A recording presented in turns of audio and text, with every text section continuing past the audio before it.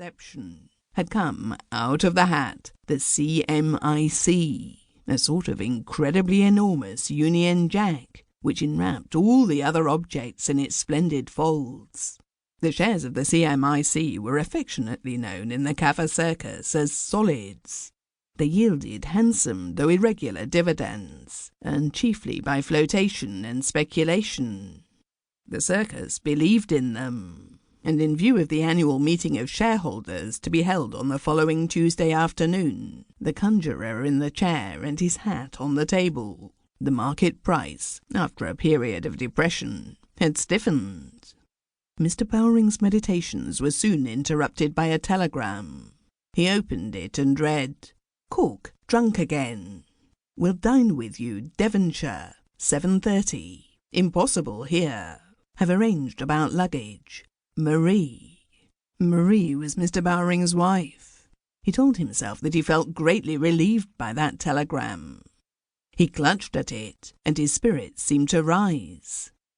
At any rate, since he would not now go near Lowndes Square, he could certainly laugh at the threatened robbery. He thought what a wonderful thing Providence was after all.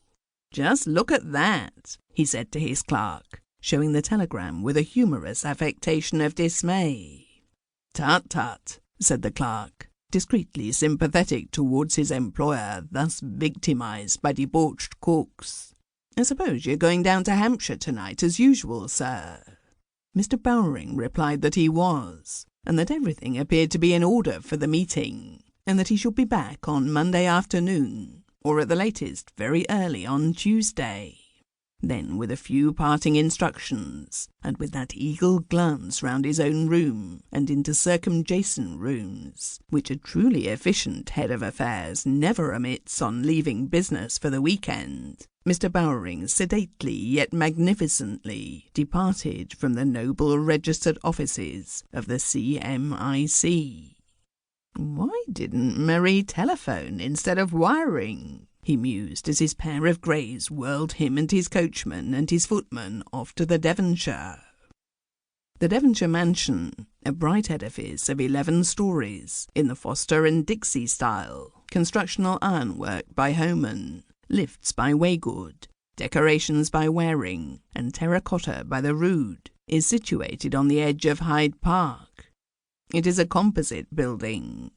Its foundations are firmly fixed in the tube railway. Above that comes the wine cellarage, then a vast laundry, and then a row of windows scarcely level with the street, a sporting club, a billiard room, a grill room, and a cigarette merchant whose name ends in Opulos. On the first floor is the renowned Devonshire Mansion restaurant.